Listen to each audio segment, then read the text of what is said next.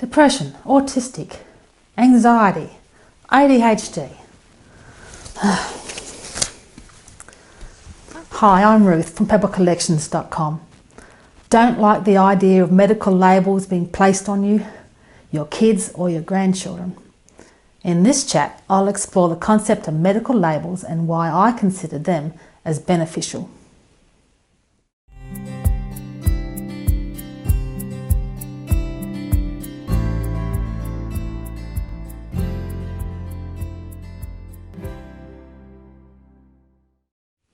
Discovering my label as an older adult offered answers as to why I was bullied and isolated for 22 years of my childhood and then into my youth. Now, I promise to reveal my label in just a moment, but so you can follow where I'm coming from, I should share some background information with you first, as some of my experience and personal examples may help or resonate with you too. I grew up not understanding my peers at school, and they certainly didn't understand me. I didn't know why this was so, but I did know that I was specifically teased, isolated, and targeted by my bullies. My previous vlog on isolation and bullying covers many personal examples, beginning from preschool to my first place of employment. I felt I was being picked on for no apparent reason, as to my knowledge, I didn't do anything to encourage it. I was very quiet as a child. My thoughts were visual and daydreamy, mentally wandering around in my own little world. I understood now that the bullying made me withdraw into myself, into a world where I felt safe. Looking back, I remember moments when I didn't understand reactions to others towards mine. I can remember a few examples from my primary school years. One was occasionally being told off by my teachers for doing certain academic tasks incorrectly. I can remember being given an English creative writing task where we were all instructed to write down a story plan before we started. However, I didn't write down my plan, I imagined it. The setting, the characters, the storyline. All of a sudden I was accused by my teacher as daydreaming, and I remember responding in shock that I wasn't.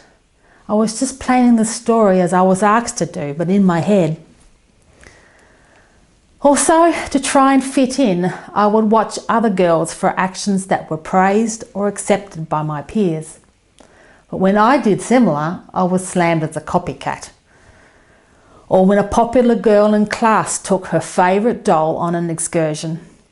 I asked before the next trip away if I could take my teddy, and the class laughed at me. The social misunderstandings, isolation and bullying continued throughout my secondary school years. So during the first year of university, I felt like I was emotionally overbalanced the opposite way, not wanting to have the actions and the effects of bullying to continue. But within my social contacts, they did continue. Again, for no known logical reason. So towards the end of that first year, I didn't realise that I was psychologically crashing into depression, where a few nights each week for roughly 3 months, I sat in a dark spot on an empty corner shop step, just howling for hours. Even though I felt secure in being a child of God, loved unconditionally as I am by a loving Heavenly Father, for the following 20 years or so, I struggled with my self-worth. In an effort to be noticed by my peers, I wrestled with the desire to self-exalt myself all the time. And apart from one friend from childhood, I struggled to secure other friends. It was said that I was trying too hard, and I didn't know what it was about me that turned potential friends away. I didn't know what was wrong with me, why I was so different or weird. Regularly, I was told to be more tactful with my communication, as I would bluntly say something which was quite innocent in my mind, but was interpreted negatively in another. I didn't follow fashion. I wore what I liked, regardless of the social opinion. and I cared little for social rules and what was considered as acceptable public behaviour, with a naive trust in others. I viewed everything on face value or literally, not understanding sarcasm, tone of voice, deceptive behaviour or subtle body language. I still enjoy quietly singing, humming or softly dancing in public if the tune in my head affords it. I love to wear hats and I'm not opposed to a few small flowers in my hair plucked from an obliging bush or grassy field. My label is one I only found out about later in life through my children. The old saying of finding out stuff about yourself through your kids is so true for me. You see, my mind processes and views the world around me differently. I am what is called neurologically diverse or neurodiversity, which covers spectrum disorders such as ADHD and autism, for example. I'm an ASPI, Asperger's syndrome, or what is now classified as autism spectrum disorder. I am high functioning adult type. I didn't see my label as a form of confinement, but that of relief and release. I clearly remember the moment when I finally asked my psychologist, "So am I on the spectrum or not?" And she answered quite frankly, "Yep." That took a while. I guess I wasn't ready to hear it before then. The knowledge was so liberating that a huge weight just slipped off my shoulders. I finally knew that my weirdness or different to others wasn't wrong. I was set free to be me and not have to be confined with, "You can't act like that in public." Yes, my bullies of preschool, primary, secondary, university, and within my first job were mean, targeting one with a neurological disability. Because of my autism, I acted, used different pragmatic verbal and non-verbal cues, and even walked differently. And those attributes made me a clear target in their eyes. I grew up in an era where autism was unknown to teachers and primary caregivers. So my disorder was unrecognised. The subsequent bullying, it seemed, wasn't really noticed and dealt with by my teachers until late secondary years. As for my parents, one in particular, took a long time to even partially accept my diagnosis. Since they grew up and parented me not knowing about Asperger's, they couldn't see it in me. Also, while I'm on the topic of inheritance, the percentage range regarding the risk of autism being genetic does start quite high. Knowledge of neurodiversity has come a long way since the generation before me, and understanding of these uniquely beautiful individuals continue to increase. Regarding my experience to the social reaction of mental health, however, I sense there's been a subtle shift, a sidestep from mental health predominantly being seen as a social negative, taboo, feeling ashamed of, or not admitting that there's something wrong with the head. 2, not liking our children, grandchildren, or ourselves, for example, being placed in a box with a label. What I mean by this is a label that defines who you are as a person. In other words, your persona, character, or inner self being labelled depression sufferer, autistic, anxiety, bipolar, ADHD, and so on, like I've said before. If you have feelings or thoughts like, "This is me," why do you have to put a label on it, defining who I am? I know who I am. By all of that, you'd be correct. However, do allow me to pose the following concept for your consideration. Labels do not define who you are, but why you are. Why you feel the way you do. Why you act and react in a given situation. A medical label is one approach to define why you are the way you are. The label explains the why, which leads to knowledge, is followed by understanding, resulting in empowerment. My autistic label doesn't define who I am. I know my who as a child of God, what I'm here for and where I'm going when I die. Jesus is the answer.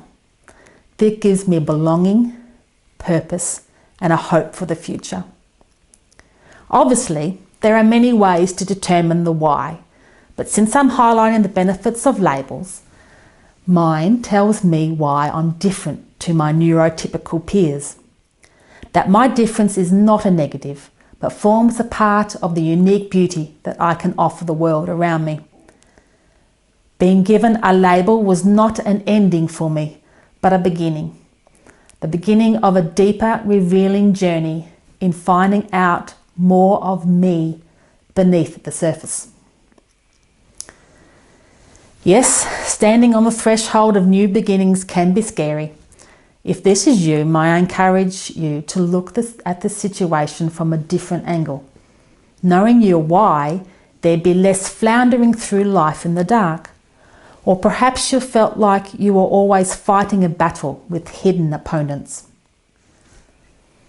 Knowing my label has made my life just a little bit easier, as it led me to understand how to be me with less external resistance.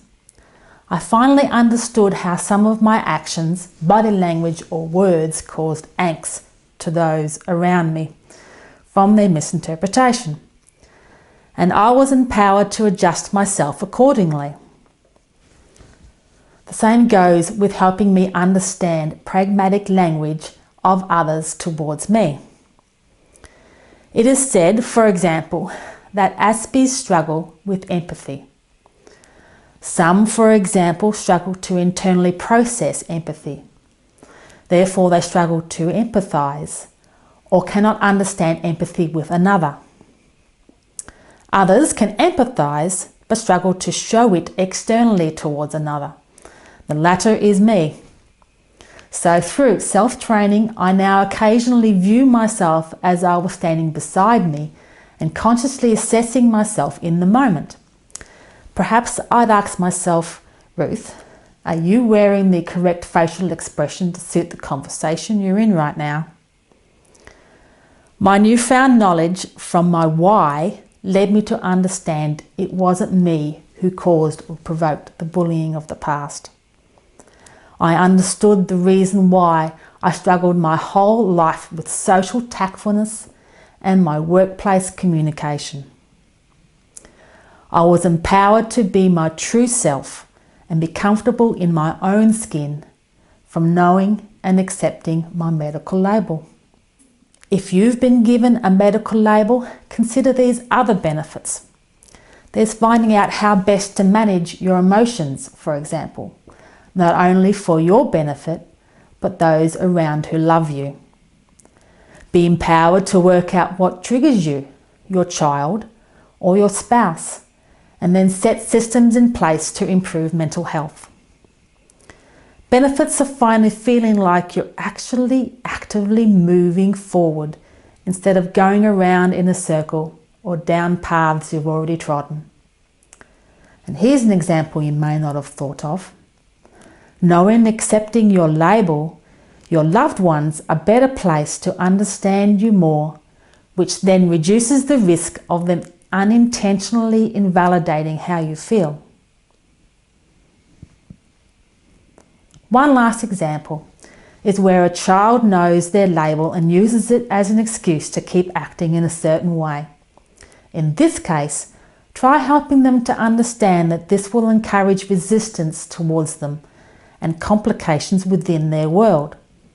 With the knowledge of why they are, you can then guide them into more practical management skills to make travelling their world smoother.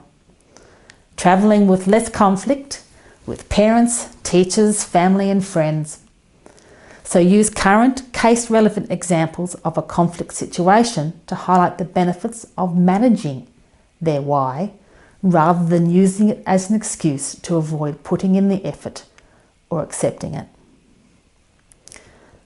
I hope this pebble has been of some assistance in your journey through life.